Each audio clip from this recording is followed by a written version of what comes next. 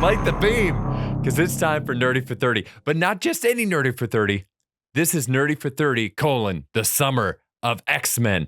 This is the podcast where we talk about X-Men movies for 30-ish minutes. My name is Kevin Bauer, a.k.a. The Critic's Choice. With me, as always, is the People's Champ, Tim Keck. Yes, sir. And today, we've got a very special guest. He is one of our best friends, former comedian James Cross. Kevin, why would you say that to me? Yeah, that's not accurate at all, Kevin. That's so mean. I'm in order to be a former comedian. In order to be a former comedian, at some point that implies you were a comedian. So again, we gotta. Okay. Okay. I'm so happy to be here.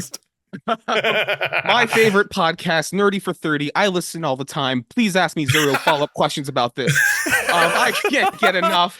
I'm so excited to be here with Kevin and Tim, my two absolute favorite people in the world. Right back at you, boss. Jesus Christ, incredible. Oh my God. James joined us a couple years ago on our Train to Busan episode. We've been meaning to have him back ever since. I know it's crazy. Time has flown. But today, I know. We'll promote this pod.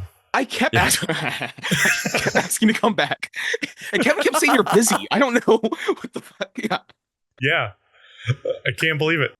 But we're thrilled to have you here for this one because today we're talking about X-Men Days of Future Past, which you have told me is your favorite movie of all time. Is that true? What's your 5-second take on this? I think it's the greatest superhero movie of all time. I love that there's multiples of each character and they all have their own different personalities. It's the greatest superhero movie of all time. And I say that because I've watched 30% of superhero movies. It's a strong showing. It's a strong 30 though. And that's the important part. In baseball, that'd be good. Yeah. It's a decent batting average.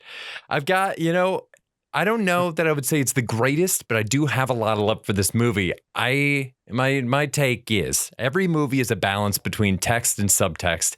X-Men Days of Future Past is what happens when your plot is so fun that your subtext doesn't need to exist. Yeah, I agree with that. Yeah, wait, Tim, what do you think? My take is I just wrote down, this is one of the good ones. I agree. If you're listing X-Men movies, this is one of the good ones. It's great. They have both casts in it, which is crazy.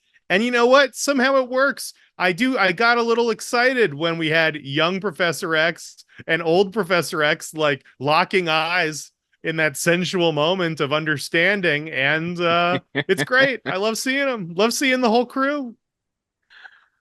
Is it weird? It's weird there's no old or there's no young Wolverine, right? Like there's like a young Magneto, young Professor X, or maybe I have it backwards, but like every other superhero, there's like 2 versions, I think, almost. And then but he takes the place of the young version of Wolverine. Oh, yeah, that's right. He is the young Wolverine. He is young Wolverine. You same deal with Mystique. There's no okay. Okay, we're off to a bad start with this. James is like, this is my favorite movie. Okay, who are the X-Men? No, what's a Wolverine?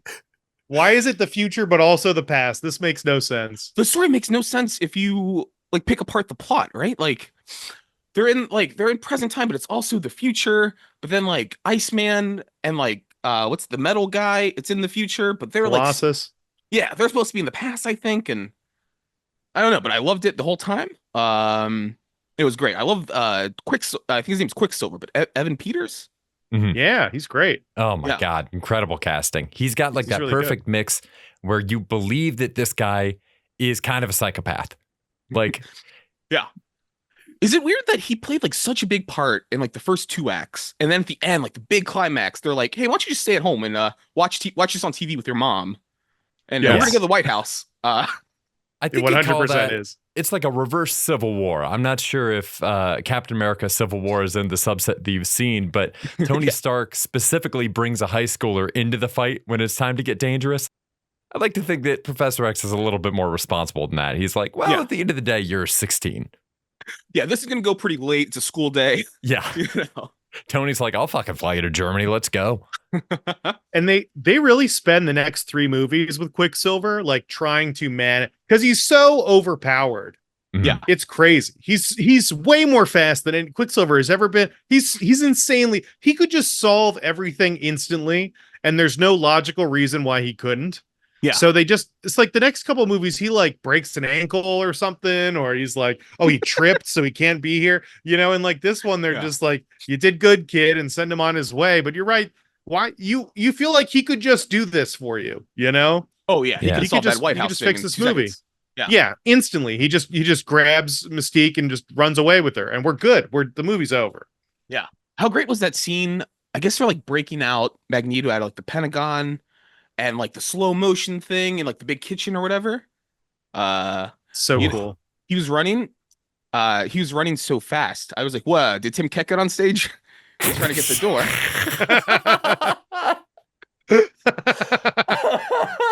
Okay, all It's the right. same joke. It's the same joke. Okay. From Train to I Busan. literally- It's just anytime you see anyone running.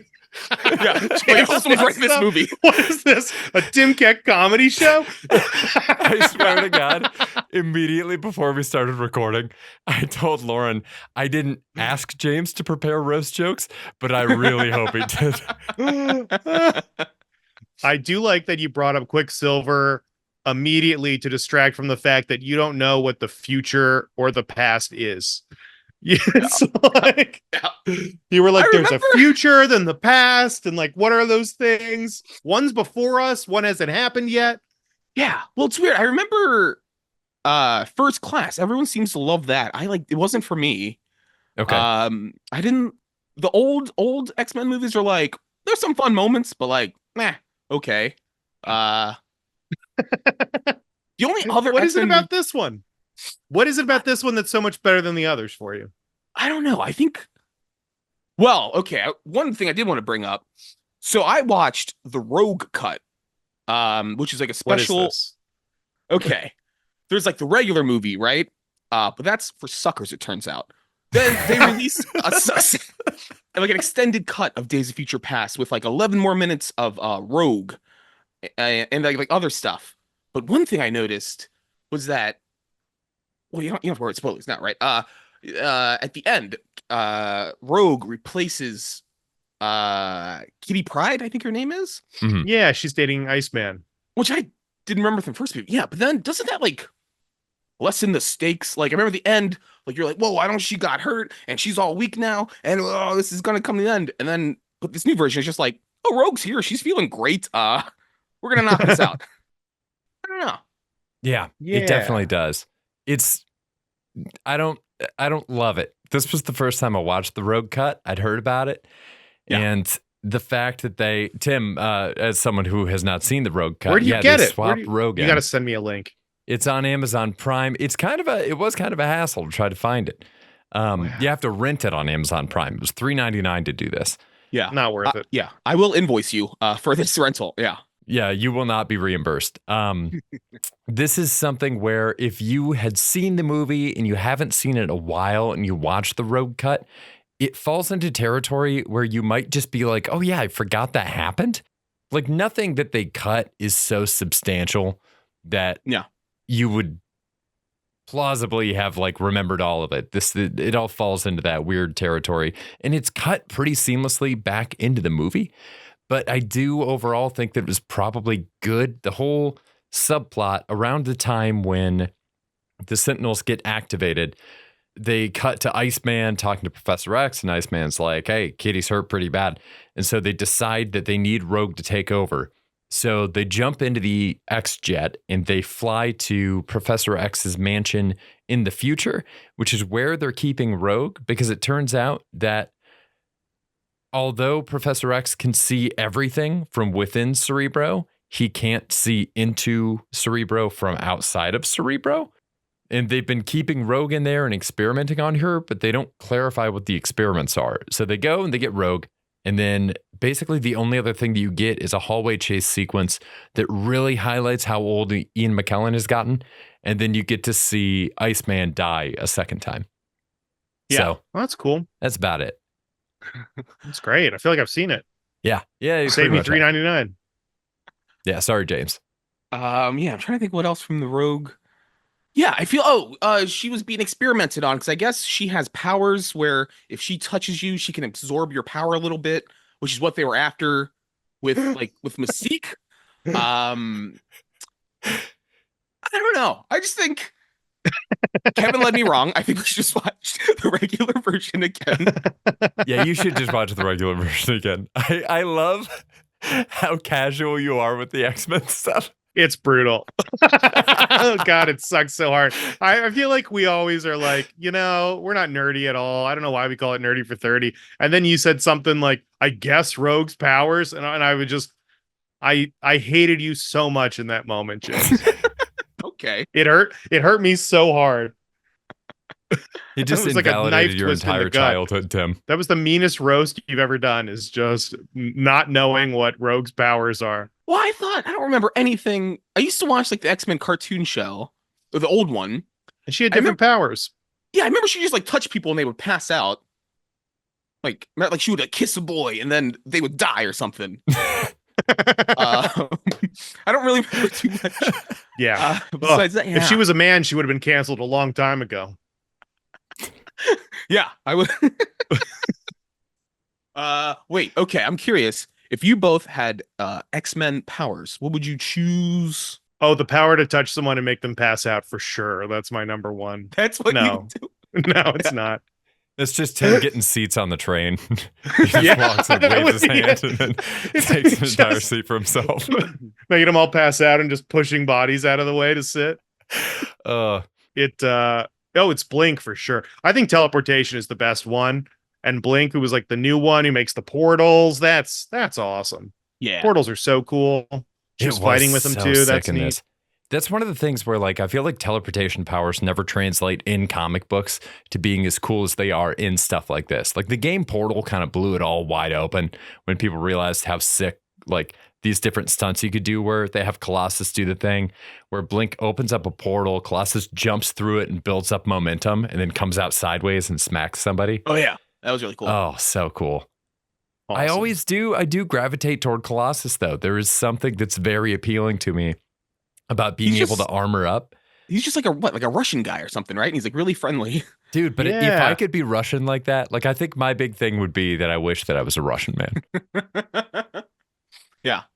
You do love bears. I do. And I always have. And I always will. I think I would choose Mystique's powers because that just seems like so useful, right? I would turn into my boss and give myself a raise or something. I don't know. Like you could turn into me and scare a room full of people at a comedy show. When Tim gets on stage, he kind of has Mystique's powers. Like he'll get on stage and then turn into like a terrible comedian. Oh, that was kind of a compliment. You're really funny off stage. You just gotta find a way to translate that. Yeah, that was nice. That was I like that. James. Thank you. Okay, I'll go back to the drawing board on that one. I did want to. Mystique's power would be convenient. I'd never thought about it this way before. She can change her clothes, which I think is kind of weird. So, like, any of the clothes that she's wearing at any given point in time are just something that she manifested. Yeah. So she's, number one, she's naked all the time. Number two, win. Put that in the pro column. I mean, you could look so good all the time. You could wear all the most fashionable stuff. Like, I took that as you meant like, I spilled ketchup on my shirt. Let me make a new one. Oh my God. Yeah. Do you think that would stay? Because she's just, if she does that, she's just spilling ketchup on herself like a slob. She's like Mel Gibson in the beginning of Lethal Weapon, just spilling beer all over himself. She could hose her clothes off. It's weird that she doesn't have clothes when she's like the blue form, her natural state. Oh my God, Tim. The worst part about this road cut, for no reason whatsoever, they put in like a love scene between Beast and Mystique. Oh, they do this. Yeah. But they don't add other scenes where they're like flirting or like getting to know each other. Like I guess you're supposed to know that maybe they're both blue. Doesn't it make sense that they would do it? Yeah. Gosh. As they get aroused, they both start off in their like human forms, and then as they get aroused, they both have their like blue transforming effect happen, and it's No. Oh, now okay, now you're messing with me. Hey, Tim's yeah. dropping the Now. $3.99 right now. I don't Hey. think any of that's true. There's no way that's true. There's a shot where they close up on him squeezing her butt cheek. Yeah. And then she goes, whoa, wait, no. He goes, I've heard of blue balls, but this is ridiculous. Okay. Okay. Now I know. Now I know you're pulling my leg. That's crazy. All right, so I wanted to talk about this since we came onto the topic of Beast being able to transform back and forth from being a person. Yeah, Beast sucks. Yeah, that's new, right? That wasn't like always a thing. Yes, that is new. This is the first time they've done that. I would say that it is pretty pivotal for his stories in the comics that he can't change the way that he looks Yeah. back. 'Cause he hates himself, and like he has to come to terms with that, like how he looks. Yeah, it's a lot like The Thing and the Fantastic Four. This movie just plays fast and loose. I think this is probably my biggest beef is that Beast and Professor X both just get to casually take a shot that reverses two of their biggest like challenges that they have to overcome. Yeah. That's a beef. That's a beef for sure. I was trying to think of why they did that. The best reason that I can think of is that they needed both of them to be in the Pentagon heist. And so, like, if they need Beast to be walking around, he can't be blue the whole time or he would draw too much attention to himself. But, Yeah. like, This one he Professor almost X seemed would still like be in a wheelchair. he seemed like the Hulk, where like, oh, I'm at the White House, I'm getting angry, let me turn blue real quick, and then yeah. It was also unnerving at the end. He like turns back into a person to avoid the Sentinels seeing him, and he stabs himself with like 6 syringes. Yeah. And you'd think if he had this thing under control, you'd at least be like, you try and get it all in one syringe, you know? Yeah, he can't be that good of a scientist, right? Yeah, He's if he's six using syringes. 6 Yeah. syringes. I've never been to the doctor and they've been like, hey, you want the flu shot? And then they bring out 6 syringes. That'd be 6 no's for me. Let's see. That's crazy. I do have a beef. I have a beef. Yeah. I'm curious in your opinions on. Okay, it's they're all Wolverine related beefs because at the end of the movie, right? Wolverine. This is gonna go way over James's head. Okay, so there's the past and the future, Okay, I've heard of and that. so Wolverine has lived a life that we've seen in like X3 and X2 and the first one, and he is now in the future in Days of Future Past, and then he gets sent to the past and he takes over the body of younger Wolverine, right? And he gets younger Wolverine to do stuff, and then when they fix stuff, when they avert the disaster, the Days of Future Past timeline disappears and just becomes this new timeline where he wakes up in the mansion and goes down and sees Professor X, and Professor X is like, "Oh, you're here. It finally happened," or whatever. What happened to the guy he replaced? Because they're acting like he doesn't have Wolverine's memories. So there was a different person that was Wolverine who lived a life, loved, probably maybe they got tattoos. You don't know. And then this guy wakes up and that guy's gone. That dude's dead. So like that person could have had like a family, a wife, kids.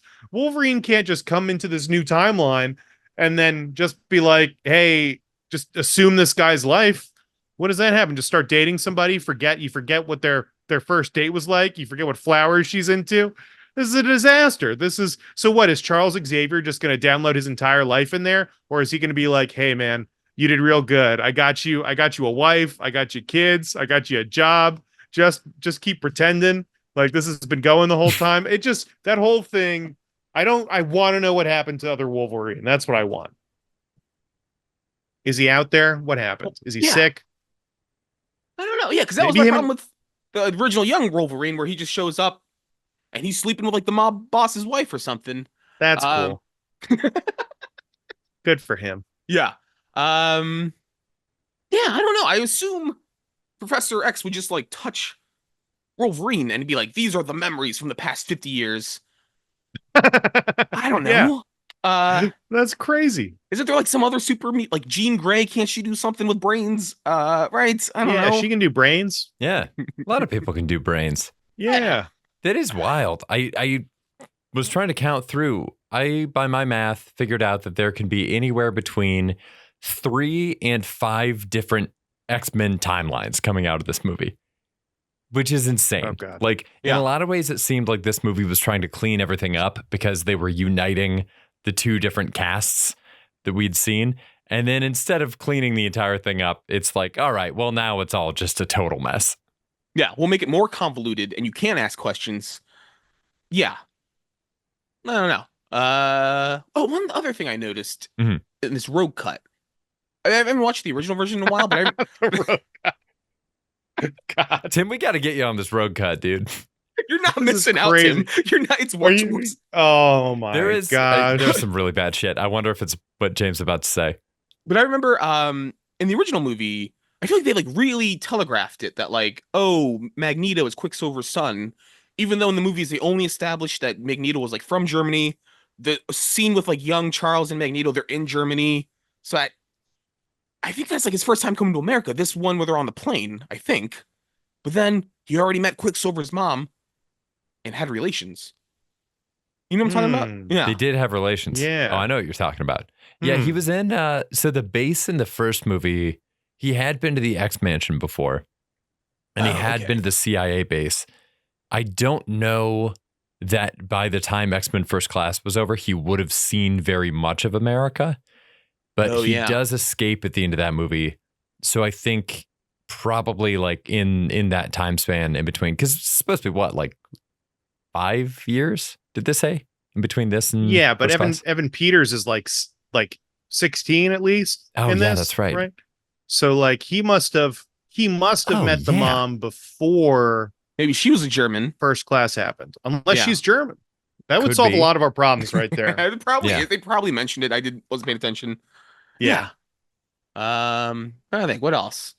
There's a really bad road cut moment where you get a moment with Scarlet Witch at the front door. So you get a moment with Quicksilver's little sister, and Wolverine's standing there, and she's like dressed like a princess. She's like, "I'm a princess.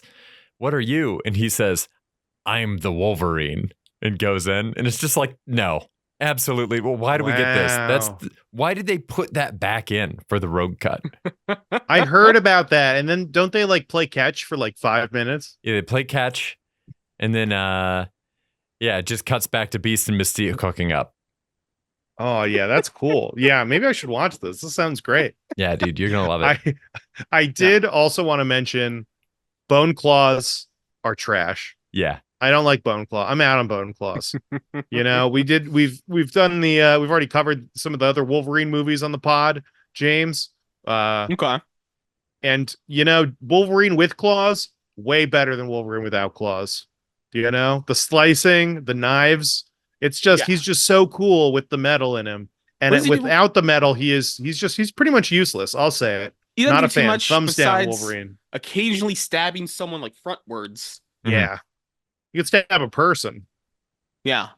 but anyone could stab a person. Because they're not sharp on the underside. It's just kind of a stick. Yeah, it's a pointy stick.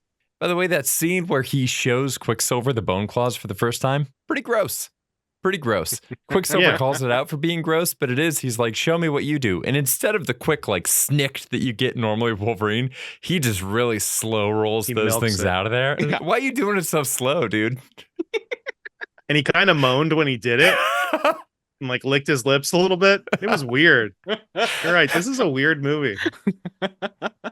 How great was Peter Dinklage or that whole like UN scene?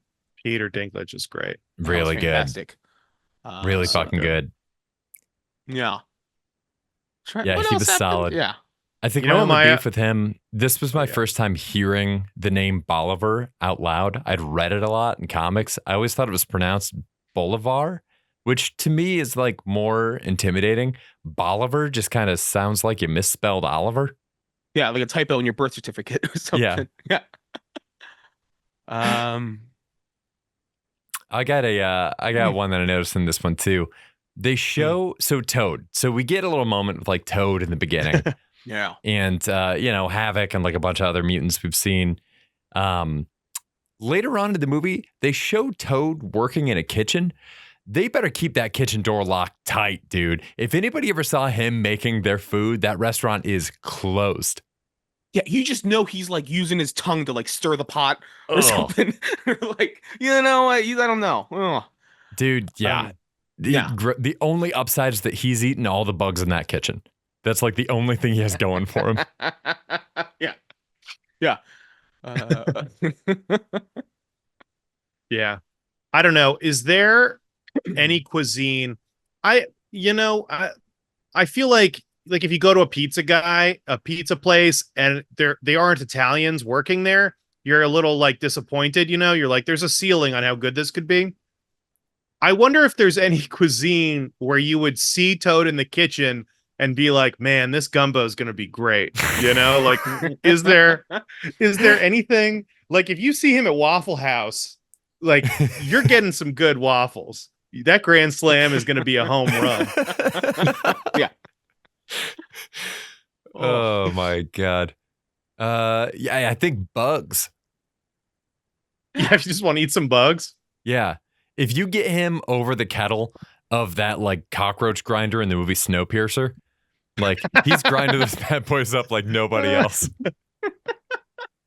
He does have lunch lady vibes for sure. Yeah. Yeah, maybe that's the thing. Is just get him in like an elementary school cafeteria. Did anybody have any other beefs or thieves for this one? Oh, I got a thief for sure. Hit it. This is my favorite thing about this movie, and I think it makes it sets the bar high. I love watching the X-Men die. It's so great. It's so cool. It's so awesome. It's traumatic as a fan of them. The first time watching this movie, I remember it being like shocking. You can't kill the Iceman. You can't kill the fire guy. You can't kill his head or something. Yeah. The beginning of the movie is them all dying. It's crazy, and it's all cool deaths. They're getting arms cut off. It's like a Colossus is just getting pulled in half. It's crazy intense, and it works for me. I love it. It's neat, and it's a good way to get around. You can't do that in normal movies, but in the future, you're resetting everything. It's a great gimmick to be doing that every time. Yeah, I noticed. Okay, the original version, these like the future Sentinels are like unstoppable. There's nothing you can do to like win. Rogue Cut, couple weaknesses. I think they like killed a couple. Like there was like a plane. I mean, they cut the arm off. Yeah. Like, but everything I saw in the earlier, the Sentinel should be able to like grow another arm or something. He just like flies off the airplane. I thought they were going to make that like a cool character detail of how the Sentinels tracked them back to their base. So yeah, one gets on the X-Jet outside of the X-Mansion, and then Professor X basically gets like a Top Gun scene in the Rogue Cut where he like flies the X-Jet so well that it kills the Sentinel and chops its hand off. But then, yeah, I thought it was going to be a thing where then they fly the X-Jet back, but the hand is attached and it has like a homing beacon flashing on it. But no, they just don't really pick it up again. They just do that scene, I guess, probably for Patrick Stewart and Ian McKellen's contracts. But yeah, definitely missed opportunity. Yeah. The Sentinels too are like, I feel like a lot of my beefs are Sentinel based. I don't think that they look like robots from the 70s, in the 70s. I think they look like robots from 2014 in the 70s. I think if they'd made them look like the Sentinels from the comics that debuted in 1965, that looks like a robot from the 70s because it basically is one. Yeah. So I think that's an opportunity they missed to actually make it more comics, what do you want to call it, dependent or referencey or whatever. But then also, it's so strange to me that Mystique is the mutant that's the key to all this with the Sentinels. When what the Sentinels are doing isn't changing the way they look, it's that they're changing their powers, which is Rogue's thing. Yeah. And I know they're experimenting on Rogue in the Rogue Cut. Tim, we got to get you on this, dude. Yeah, I'm excited. Can't wait. I feel like I have all the power in the world right now because I have the knowledge that both of you are missing. I know what the X-Men are, which covers for James, and I have seen the Rogue Cut, which covers for Tim. Wow. Yeah, you've never had this much power before. I don't know. Yeah. I'm Wolverine. I'm seeing the past and the future. You're the only one who remembers. I'm the Yeah, only the one. Yeah, am I no, crazy? Did the Sentinels look too futuristic? well, apparently they were in the future, so I don't. Oh, you mean like the ones at the White House? Yeah, the old ones. That's the wrong question for James. You can't ask him like, were things different in the past? He's just like, well, okay, well, what does that mean? I constantly feel like how when Wolverine woke up and I'm like, wait, what's happening? Who's that guy? Wait, who's... yeah. Yeah, no, I agree. Glad we had you on for this one, James. Dude, James is doing this podcast from 50 years in the future. Somebody is broadcasting his cognition back here. Yeah, I love it. Real beef. I feel like the middle like hour of the film kind of drags. Like there's all these cool scenes with like the UN, the Pentagon, and then like nothing for like an hour, and then like the crazy cool White House scene. I don't know. The whole cut that out. What am I missing? Right? Yeah, we could have trimmed it out. Yeah, we could have jumped to the future while watching the movie. Like, you know, yeah. I don't know. We're getting kind of close to the end already. I think we should talk about the White House scene because it fucking slaps so hard. Oh my God. I didn't get what he was doing, what Magneto was doing at first when he like pulled the big stadium up. And then I was like, oh, that's the smartest thing I've ever seen in the world. Pulling he pulls the whole bunker up out of the ground. That's so which cool. is unreal. Oh my God. It's weird that future Wolverine just tells them like, hey, can you guys just be cool for like a month and we'll save the future? And Mystique and Magneto just cannot do it.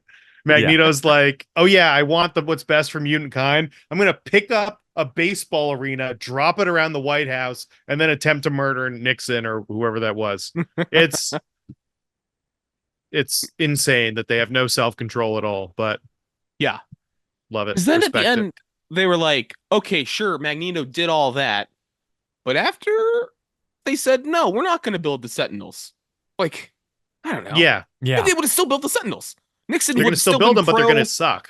Yeah. Maybe that's the moral of the story. They're not going to be good Sentinels. They're going to be worse Sentinels. They're still getting built. I think that's the moral of the story. It is insane because him doing all that shit is so much worse than Mystique killing somebody. Yeah. Wild. But it's not though. Yeah. But also if you're Mystique, I feel like the worst time to kill the Peter Trask would be when he's surrounded by UN security and like other military generals. Like you couldn't wait till he like went home or something? Like, right. It's about sending a message. It's about sending a message. And speaking of sending a message, James, thank you so much for joining us today. Do you have anything to plug? Yeah. I'm in a band called Ex-Husband. People say they like it. The streams say otherwise. I'm in a band called Sea Urchin. That seems to be more popular. It's me, my good friend, friend of the show, Matt Strickland, friend of the show, Colby Smith. They're in there. That's about it. I have nothing else going on in my life personally. Do you guys want to plug anything? Yeah, I'd say just nerdy for 30. We're back here every Thursday, so come on back next week. We'll see you there. I'm so amused by the. Until then, stay nerdy, everybody. Bye.